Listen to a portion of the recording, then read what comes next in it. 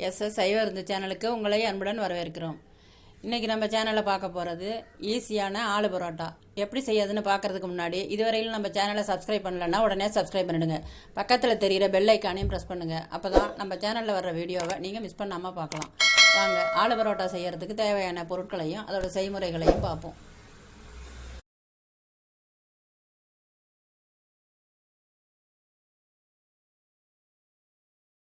மாவு பிசைறதுக்கு தேவையான பொருள் கோதுமை மாவு வந்து 1 கப் போட்டிருக்கேன். உப்பு ஒரு அரை சிட்டிகை போட்டிருக்கேன். 1 ஸ்பூன் நெய் விட்டுருக்கேன். சின்ன ஸ்பூன் தான் இதெல்லாம் போடுறேன். தண்ணியை விட்டு சப்பாத்தி மாவு மாதிரி நல்லா பிசைஞ்சிக்கணும். மைதா மாவில் போடலாம். ஹெல்த்தியாக வேணுங்கிறதுனால இதை வந்து இப்போ நான் கோதுமை மாவில் போடுறேன். இன்னொரு நாளைக்கு மைதா மாவில் போட்டு அதையும் காட்டுறேன்.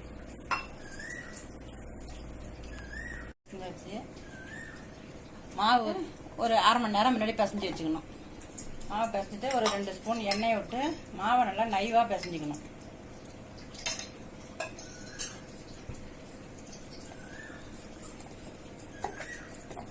இது கொஞ்சம் பெருசாக போட்டாக்கா 2 போடலாம், கொஞ்சம் சின்னதாக போட்டால் இது வந்து 3 போடலாம். நம்ம எவ்வளோ பெருசு போடுறோமோ அதுக்கு தகுந்தாப்புல போட்டுக்கலாம். அதை நான் வந்து கொஞ்சமாக போட்டு தான் உங்களுக்கு இப்போ நான் செஞ்சு காட்டுறேன்.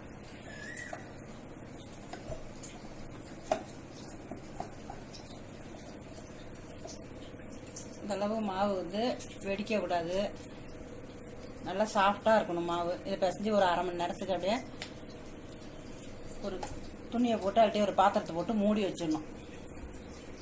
மாவு பிசைஞ்ச மாவு காயாமல் இருக்கும், நல்லா சாஃப்ட்னஸ் கொடுக்கும். 2 உருளைக்கிழங்க வேக போட்டுக்கணும். உருளைக்கிழங்க நல்லா வேக போட்டு தோல் உரிச்சிட்டு வச்சுருக்கேன். இதை எடுத்து போட்டு அப்படி நல்லா மசிச்சு விட்டுக்கணும். முழுசு இல்லாமல் கட்டி இல்லாமல் சுத்தமாக கையாலே மசிச்சு விட்டுக்கணும். தோல்லாம் சுத்தமாக உரிச்சாச்சு, வேக போட்டு உரிச்சாச்சு.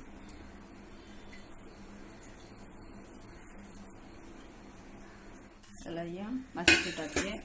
கரம் மசாலா வீட்டில் தயார் பண்ணது. இது வந்து எப்படி தயார் பண்ணுறதுன்னு சொல்லிட்டு நான் இன்னொரு வீடியோவில் போட்டு காமிக்கிறேன். அதில் வந்து 1 ஸ்பூன் இந்த 2 உருளைக்கிழங்குக்கு தேவையான அளவுக்கு வச்சுருக்கேன். 1 ஸ்பூன் கரம் மசாலா. அப்படி இல்லைன்னு சொன்னால் நீங்கள் கடையில் கூட வாங்கிக்கலாம். மஞ்சத்தூள் அரை சிட்டிகை, உப்பு அரை சிட்டிகை, மல்லித்தூள் அரை சிட்டிகை, சில்லி மிளகாய் தூள் அரை சிட்டிகை. எல்லாத்தையும் ஒன்றா போட்டு இதில் பிசைஞ்சிடணும்.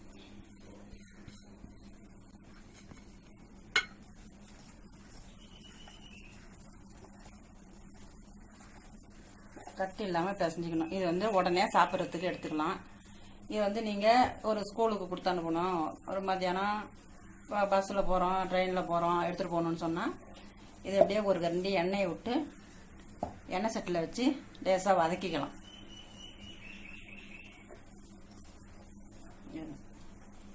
இது மாதிரி பிசைஞ்சு வச்சுருங்க. இந்த சமயத்தில் எடுத்து வாயில் கொஞ்சம் போட்டு பார்த்துட்டு கூட உப்பு உரப்பு பத்தலைன்னு சொன்னாக்கா நீங்கள் கொஞ்சம் போட்டுக்கலாம் அதுக்கு. இப்போ இது வந்து மசாலா ரெடி ஆகிடுச்சு, மாவும் ரெடி ஆகிடுச்சு. இப்போ போட வேண்டியது தான் பாக்கி.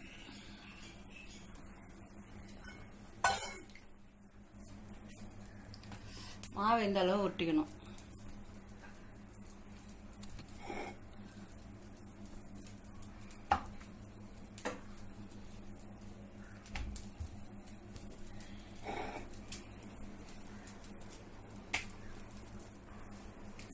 நல்லா கொஞ்சம் கனமாகவே போட்டுக்கணும். போட்டுட்டு இந்த உருளைக்கிழங்கு மசாலாவில் இதில் வச்சு இது வந்து நம்ம தேவைக்கேற்ப வச்சுக்கலாம். நான் வந்து நார்மலாக வைக்கிறேன்.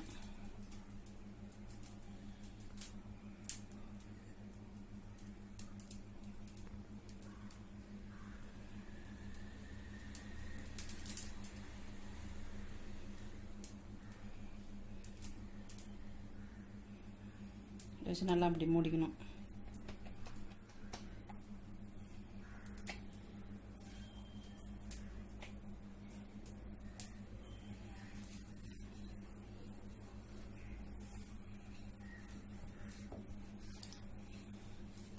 வந்து இந்த உள்ளார வச்சிருக்கிற கிழங்கு வந்து வெளில வரக்கூடாது. அந்த அளவுக்கு நீங்கள் மாவில் அப்பளம் போட்டுக்கணும். சப்பாத்தி மாரி போட்டு இதுமாரி இது வந்து ரவுண்டாக தான் வரணும்னு அவசியம் கிடையாது. முக்கோணமாக வரும். நீங்கள் எப்படி போடுறீங்களோ போடுறதுக்கு தகுந்தாப்புல வரும். இதை வந்து ரொம்ப இது பண்ணிடக்கூடாது.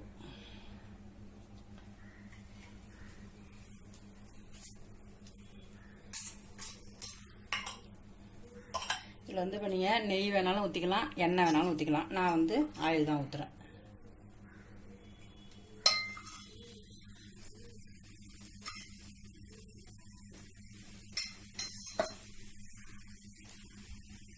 இது மாதிரி போடும்போது நல்லா உப்பி வரும். இது வந்து நம்ம மாவு பிசைஞ்சு 1/2 மணி நேரம் முன்னாடி வைக்கிறதுலையும் இந்த உருளைக்கிழங்கு நல்லா நைஸாக மசிச்சு வச்சுக்கிறதுலையும் தான் இது நல்லா உப்பி வர்றது தெரியும். இது வந்து தொட்டுக்கிறதுக்கு சைட் டிஷ்ஷு எதுவுமே வேண்டாம். அப்படியே போட்டு சாப்பிட்றதுக்கு நல்லாவும் டேஸ்டியாகவும் நம்ம ரொம்ப ரொம்ப விரும்பி சாப்பிடுவாங்க இந்த டேஸ்ட்டில்.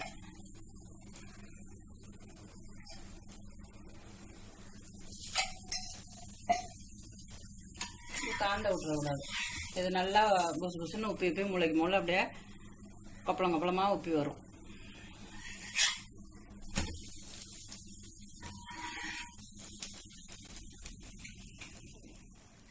வந்து ஆலு பரோட்டா ரெடி ஆயிடுச்சு.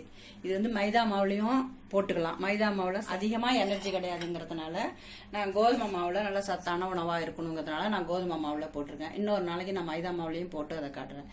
கையில் உடைச்சோம்னு சொன்னால் அவ்வளோ சாஃப்டாக இருக்கும். இதை அப்படியே சாப்பிட்லாம். அப்படியே போட்டு சாப்பிட்லாம். சைட் டிஷ்ஷுங்கிறது எதுவுமே தேவை கிடையாது. இப்போ இந்த ஆலு பரோட்டா ரெடி ஆயிடுச்சு. இந்த ஆலு பரோட்டாவை இதே மாதிரி நீங்களும் வீட்டில் செஞ்சு நீங்களும் சாப்பிட்டு பிள்ளைங்களுக்கும் கொடுத்து எப்படி இருக்குன்னு கமெண்ட்டில் சொல்லுங்கள். இந்த வீடியோ உங்களுக்கு பிடிச்சிருந்துன்னு சொன்னால் லைக் பண்ணுங்கள், ஃப்ரெண்ட்ஸுங்களுக்கு ஷேர் பண்ணுங்கள். இதுவரையிலும் நம்ம சேனலை சப்ஸ்கிரைப் பண்ணலன்னா உடனே சப்ஸ்கிரைப் பண்ணிடுங்க. பக்கத்தில் தெரியுற பெல் ஐக்கானையும் ப்ரெஸ் பண்ணுங்கள். அப்போ தான் நம்ம சேனலில் வர்ற வீடியோவை நீங்கள் மிஸ் பண்ணாமல் பார்க்கலாம். இங்கே பாருங்கள், இந்த ஆல் பரோட்டாவை அந்த உருளைக்கிழங்கு போட்டிருக்கிறதுனால ரொம்பவே சாஃப்டாக இருக்கும். இந்த மசாலாலாம் இதோ இருக்குது.